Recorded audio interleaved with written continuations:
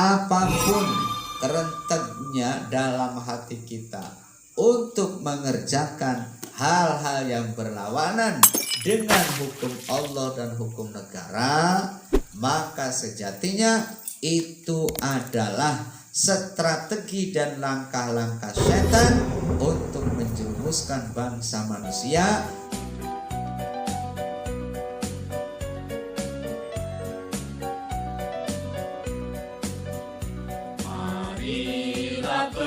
Assalamualaikum warahmatullahi wabarakatuh.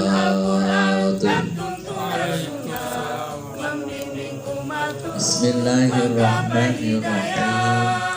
Ya ayyuhan nasu kulu mimma fil ardi halalan thayyiban wala tattabi'u khutuwati syaitan.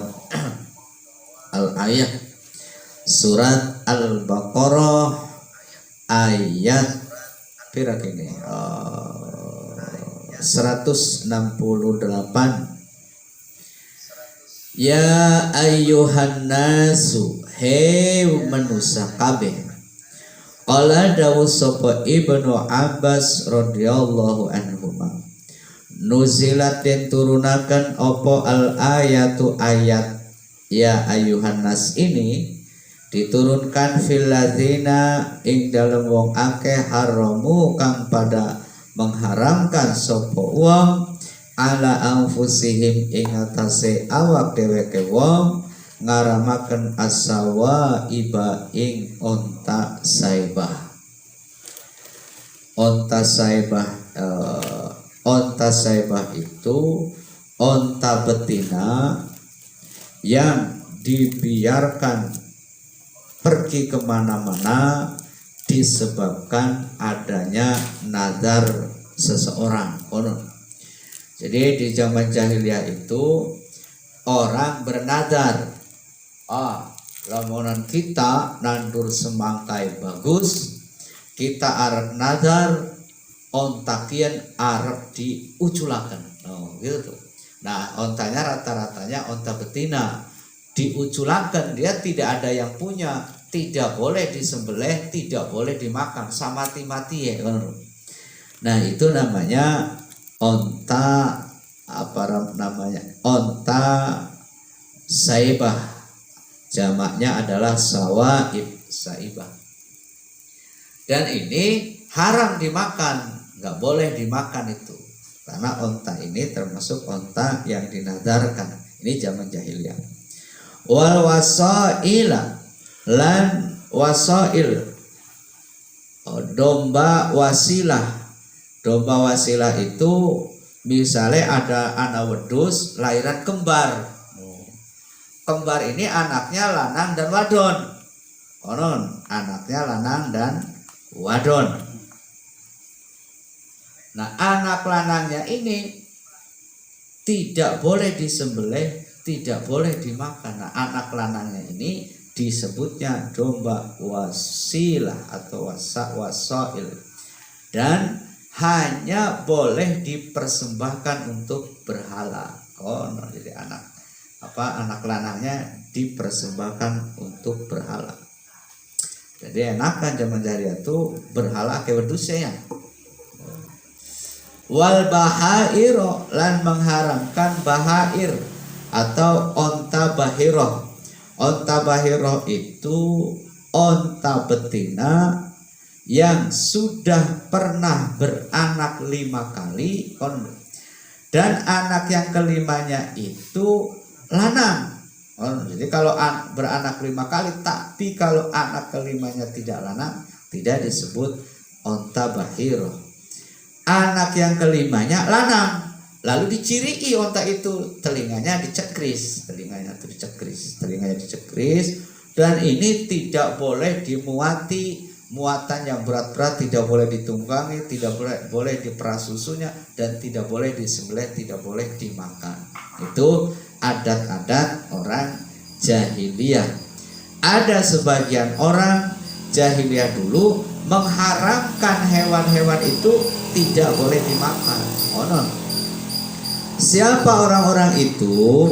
Wahum utawi allazina haramu, orang-orang yang mengharamkan binatang-binatang itu adalah kaumun, satu kaum min Sakifah, dari suku Sakif, wa Bani Amir bin So'so'ah, dan Bani Amir bin So'so'ah, dan wa Khaza'i tawa Bani Madris, dan suku Khaza'iyah dan Bani Mudlis.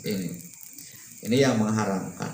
Lalu Allah mengingatkan, ya ayuhanas, manusia, kulu makanlah kamu sekalian, mima dari perkara, fil ardi kang tetap ing dalam bumi, ay minal harsi tegese dari tanaman, wal an'ami lan hewan binatang ternak.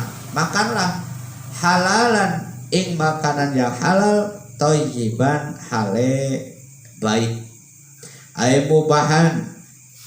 Senawawi memaknai thayyiban itu ay mubahan, tegese panganan yang halal dan mubah. Bi alla yakuna gambare kelawan nyata ora ono iku muta'alliqon kumantungan bihi kelawan panganan apa hakul ghairi liyane hake wong liyan. Wala tattabi'u lan ajam manut sira kabeh khutuwati syaitani ing pira-pira langkahnya setan. Aila taqtadu tegese aja manut sira kabeh turuqa wasawi si syaitani ing pira-pira dalane setan. Jadi turuqa itu maknanya dalan, pira-pira dalan. Jadi dalannya banyak. Itu namanya, kalau jalannya satu thariq, jalannya dua thariqani, kalau jalannya banyak itu turuqa wasawisi syaitan, piro-piro dalan waswase syaitan. Fitahrim bil harsi ing dalam mengharamkan gaga atau tumbuh-tumbuhan pertanian, wal an'ami lan binatang ternak, inna husa temene setan lakum kadue sira kabeh iku aduun musuh mubinun kang nyata, ayadhirul adawati tegese jelas musuhane, inda zawil basirati ing dalam mungguhe wong kang duweni peninggal hati. Jadi hai manusia, karena ada kebiasaan orang jahiliyah mengharamkan binatang ternak atau tumbuh-tumbuhan gitu ya, maka Allah setelah dalam ayat sebelumnya bahwa Allah adalah Tuhan yang satu, Tuhan yang berhak disembah, maka taatlah kepadaku kata Allah. Kemudian selanjutnya Allah memerintahkan bahwa makanlah kalian semua baik dari tumbuh-tumbuhan atau binatang ternak yang halal dan baik. Konon makan bebas, jangan diharam-haramkan. Yang halal jangan diharamkan. Nah, jadi kriteria makanan itu adalah halalan thayyiban. Kalau halal itu jelas ada halal bidzati, halal zatnya, ada halal juga cara memperolehnya. Misalnya yang tidak halal itu misalnya anjing, itu tidak halal, babi itu tidak halal, terus bangkai itu haram, terus darah juga haram. Kalau dulu saya waktu cilik tuh ya, ada makanan sing aranane marus, itu marus terbuat dari darah, haram itu. Ya, ini diserahkan. Bukan banyak. Terus orang berumah nih. Nah itu darah dibikin apa saja, panganan apa saja haram. Itu salah satu makanan yang jelas haram. Ya, telepong wedhus, telepong kebo, telepong asep, apa haram itu. Ya, itu haram. Jelas itu. Akan jenyong marusya oli tuku, walaupun oli tuku, karena zat barangnya itu adalah barang yang diharamkan. Maka terlepas apapun cara memperolehnya, tetap itu haram. Nah, ada yang barangnya halal tapi cara memperolehnya tidak halal, maka barang itu tetap menjadi barang haram. Asep misalnya ya, lagi jalan-jalan tiba-tiba ning sawe wong itu ada pelem nelepuk kan begitu. Aduh, bagaimana ini pelem ini kan? Pelemnya apa rane matang, enak pakai. Cukup saja oleh Asep, tanpa Asep meminta izin kepada yang punya witan pelemnya, ya kan? Pelemnya halal tak haram pelemnya? Halal, ya kan? Tapi cara memperolehnya tidak halal, maka pelem termasuk panganan yang tidak halal atau haram. Konon ya, itu penjelasan mengenai halal. Jadi halal itu ada barangnya yang halal, tapi cara memperolehnya tidak halal, maka barang itu menjadi haram. Ada barang itu haram memang karena zatnya haram. Lah terus misalnya kayak telepon wedus, itu barangnya haram, barang najis karena ya, lalu dituku oleh kita sewarin 10.000. Kalau niatnya jual beli ya haram, nggak boleh barang najis kita jual belikan ya. Terus priben ya, ganti tenaga muatnya sewarin 10.000. Konon, oh Kang Juli jadi bos ya gini. Oh sih bener, iya bos apa? Bos telepon.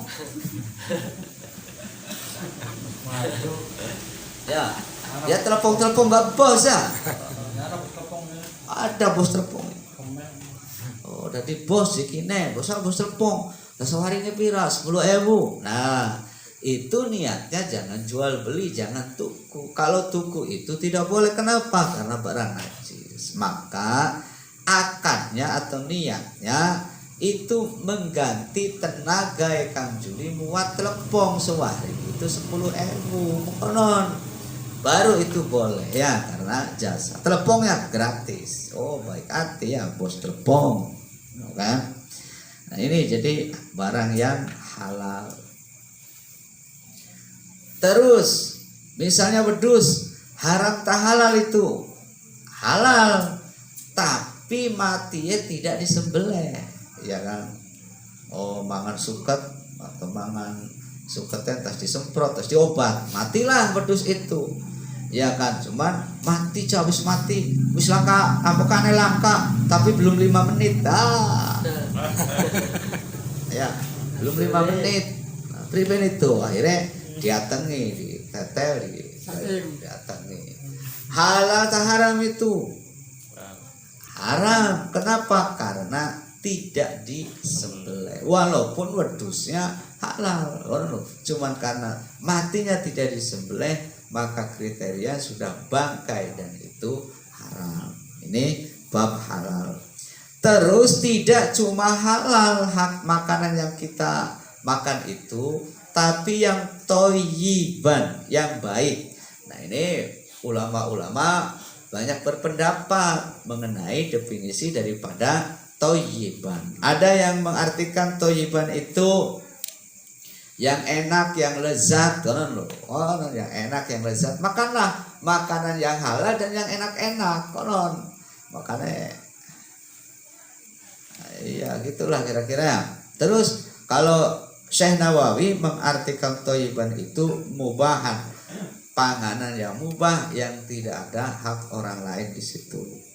Kalau Ibnu Katsir memaknai thayyiban itu adalah makanan yang bergizi, bermanfaat bagi tubuh dan tidak merusak tubuh, tidak merusak akal, tidak merusak badan, tidak merusak jiwa, tidak merusak raga, tidak merusak jiwa.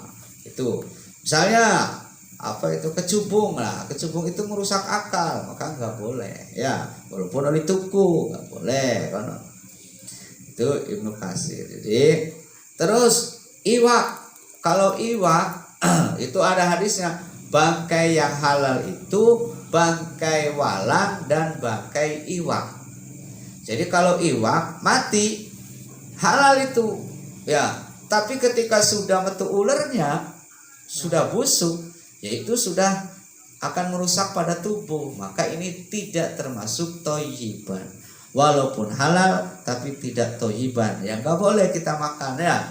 Begitupun bangkai walang, itu bangkai walang, bangkai ikan halal selagi masih enak dipangan, selagi tidak merusak jiwa dan raga. Nah, kadang-kadang nih kita ke anak kan apa kelapa dukan, gue pakai gue nyuku belum dipangan, nah wes pangan bae yo. Saya pangan biasa, apa ira?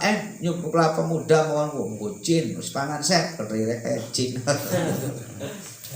Jinnya sih kayak Oh, jinnya kayak itu ya. Cin ya orang pangan yang konon.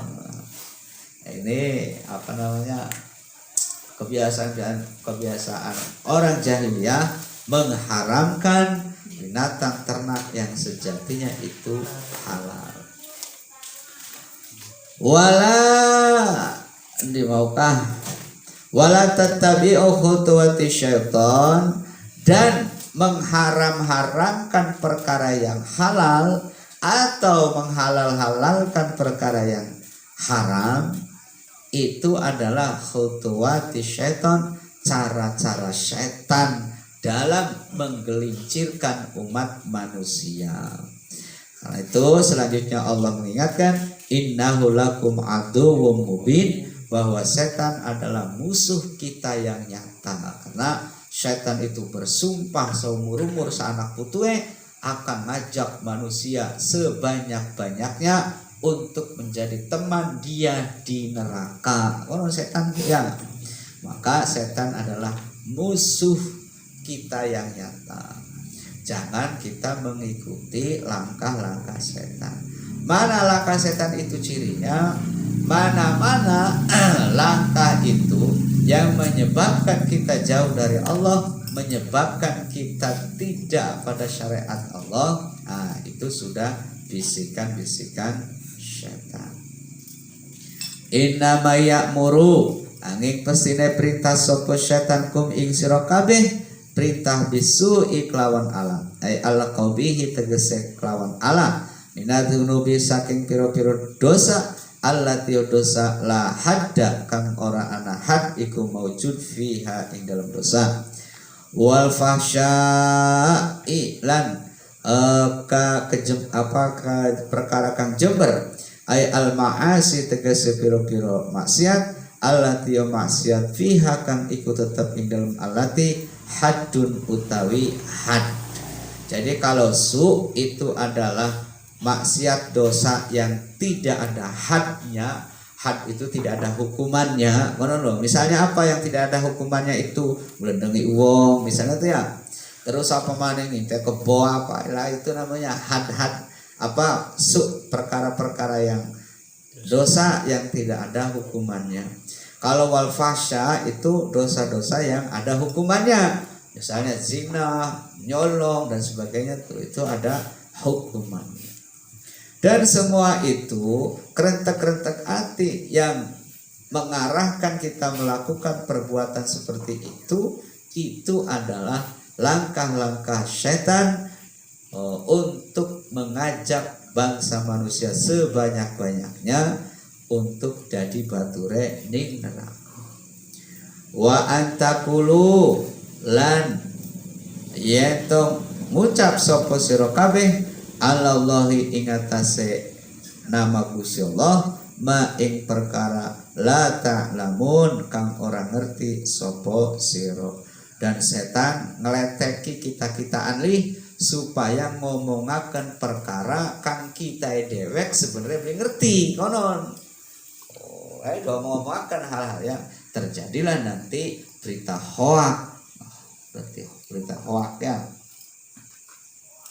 Jadi apapun kerenteknya dalam hati kita untuk mengerjakan hal-hal yang berlawanan dengan hukum Allah dan hukum negara, maka sejatinya itu adalah strategi dan langkah-langkah setan untuk menjerumuskan bangsa manusia sehingga menjadi temannya kelak di akhirat di neraka Gusti Allah. Maka kita harus selalu berdoa kepada Allah untuk senantiasa terhindar dari godaan-godaan setan yang terkutuk. Wallahu a'lam bis